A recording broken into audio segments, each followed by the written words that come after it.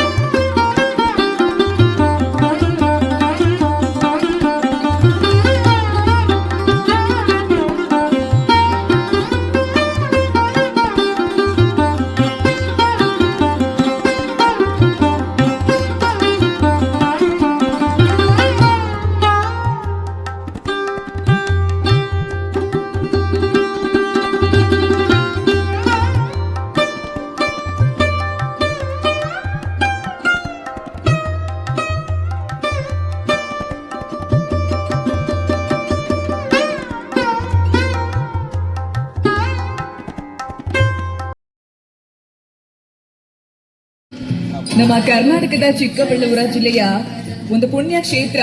ಇದನ್ನ ದ್ವಾಪರ ಯುಗದಲ್ಲಿ ಏಕಚಕ್ರ ನಗರ ಅಂತ ಕರೀತಾರೆ. ಅದು ಕೈವಾರ ತಾತಯ್ಯನವರ ಕೆಲಸವನ್ನು ಮಾಡಿದ್ದೀರಿ. ಹಾಗಾಗಿ ನಿಮ್ಮೆಲ್ಲರಿಗೂ ಕೂಡ ಹಾರ್ದಿಕವಾದಂಥ ಅಭಿನಂದನೆಗಳೆಲ್ಲ, ಕೃತಜ್ಞತೆಗಳನ್ನು ಸಲ್ಲಿಸ್ತೇವೆ. ನಾವು ಕೈವಾರ ತಾತಯ್ಯನವರ ವಂಶಜರು ಅಂತ ಹೇಳಿಕೊಳ್ಳಕ್ಕೆ ಬಹಳ ಸಂತೋಷ ಆಗ್ತಾ ಇದೆ ನಮಗೆ. ಇವತ್ತಿನ ಕಾರ್ಯಕ್ರಮದಲ್ಲಿ ನಮ್ಮ ಯೋಜನೆಗಳನ್ನು ಎಲ್ಲ ವ್ಯಕ್ತಿಗಳಿಗೆ ತಲುಪಿಸಬೇಕು ಅಂತೇಳಿ ಯೋಚನೆ ಮಾಡಿದಂಥ ನಮ್ಮ ಚಂದ್ರಗೋಪಾಲ್ ನಮ್ಮ ಜೊತೆಗಿದ್ದಾರೆ, ಅದರ ಅಧ್ಯಕ್ಷರು. ಈ ಸಮಾಜದ ಅಧ್ಯಕ್ಷರಾಗಿರುವಂಥ ವೆಂಕಟೇಶ್ ಅವರು ಕೂಡ ಇದ್ದಾರೆ. ಹಾಗೆ ನಮ್ಮ ಸೋಲ ಮತ್ತು ಸಂಸ್ಕೃತಿ ಇಲಾಖೆಯ ಉಪನಿರ್ದೇಶಕರಾಗಿರುವಂಥ ನಮ್ಮ ಉಮೇಶ್ ಹಾಲಾಡಿ ಅವರು ಕೂಡ ಇದ್ದಾರೆ. ಇನ್ನು ಪ್ರಮುಖರು ನಾವು ವೇದಿಕೆ ಮೇಲೆ ಕೂತ್ಕೊಂಡಿದ್ದಾರೆ. ಬಹಳ ಪ್ರಮುಖವಾದಂಥ ಸಂಗತಿ ಅಂತ ಹೇಳಿದ್ರೆ, ಸಂತೋಷ ಪಡಬೇಕಾದಂಥ ಸಂಗತಿ ಅಂತ ಹೇಳಿದ್ರೆ, ಕೈವಾರ ತಾತಯ್ಯನವರು ಒಂದು ವ್ಯಕ್ತಿಯಾಗಿ ಬೆಳೀಲಿಲ್ಲ, ಬದಲಾಗಿ ಈ ದೇಶಕ್ಕೆ ಒಂದು ಮಾರ್ಗದರ್ಶಕರಾಗಿ ಬೆಳೆದಿರುವಂಥ ಒಬ್ಬ ವಿಷಯಗಳ ಯೋಚನೆ ಮಾಡಿದ್ರೆ ಆ ಮನೆ ಪರಿಸ್ಥಿತಿ ಹೇಗಿತ್ತು, ಅವರ ವಾತಾವರಣ ಹೇಗಿತ್ತು, ಅದೆಲ್ಲದನ್ನು ಸ್ವಲ್ಪ ಅಧ್ಯಯನ ಮಾಡಿಕೊಂಡು ಗಮನದಲ್ಲಿ ಇಟ್ಕೊಂಡು ಮುಂದಕ್ಕೆ ಹೋಗ್ತಾ ಹೋದರೆ, ಕೈವಾರ ತಾತಯ್ಯನವರು ದೇವನಿರ್ಮಿತ ಮಾನವ ಅಂತೇಳಿ ಅನೇಕರು ಹೇಳ್ತಾರೆ. ಅನೇಕರು ದೇವರ ಸೃಷ್ಟಿ ಮಾಡಿರುವಂಥ ಒಬ್ಬ ವ್ಯಕ್ತಿ ಅನ್ನುವಂಥ ಮಾತನ್ನು ಹೇಳ್ತಾರೆ. ಹಾಗಾಗಿ ದೇವರು ಸಂಪೂರ್ಣವಾಗಿ ಅವರಿಗೆ ಬೇಕಾಗಿರುವಂಥ ಎಲ್ಲ ಸಂಗತಿಗಳನ್ನು ಕಳಿಸಿ ಅನೇಕರು ಉದ್ಭವ ಮೂರ್ತಿ ಬಗ್ಗೆ ಚರ್ಚೆ ಮಾಡ್ತಾರೆ. ಆ ರೀತಿಯ ಹಿಂದಿನೊಳಗಡೆ ಸೃಷ್ಟಿ ಮಾಡಿರುವಂಥ ಒಬ್ಬ ಭಗವಂತನ ಸ್ವರೂಪ ಯೋಗಿ ನಾರಾಯಣರು ಅಂತ ಹೇಳಿ ಕರೀತಾ ಇದ್ದಾರೆ. ಹಾಗಾಗಿ ಅವರು ಇವತ್ತು ಸರ್ವಶ್ರೇಷ್ಠರಾಗಿ ಒಂದು ಕಣ್ಮುಂದೆ ಬಂದು ನಿಂತ್ಕೊಂಡಿದ್ದಾರೆ. ಇಲ್ಲಿರುವಂಥ ಸಂಘಟನೆ ಎಲ್ಲದೂ ಕೂಡ ಹಾಗೇನೆ. ಈ ದೇಶ ಹೇಗಿರಬೇಕು ಅಂತ ಹೇಳ್ತಾರೆ. ದೇಶ ಚೆನ್ನಾಗಿರಬೇಕು ಅಂತ ಹೇಳಿದ್ರೆ ದೇಶದಲ್ಲಿರುವಂಥ ಪ್ರತಿಯೊಬ್ಬ ವ್ಯಕ್ತಿನೂ ಕೂಡ ಸಂಸ್ಕಾರ ಭರಿತನಾಗಿರಬೇಕು, ಸಂಸ್ಕೃತಿಯನ್ನು ಅರಿತವನಾಗಿರಬೇಕು ಅಂತ ಹೇಳ್ತಾರೆ. ಸಂಸ್ಕೃತಿ ಅರಿತಿರಬೇಕು, ವ್ಯಕ್ತಿ ತನ್ನ ಜೀವನವನ್ನು ರೂಪಿಸ್ಕೊಳ್ಬೇಕು. ಹಾಗಾಗಿ ಅವ್ರು ಹೇಳ್ಬೇಕಾದ್ರೆ ಒಂದು ಸಂಗತಿ ಹೇಳ್ತಾರೆ.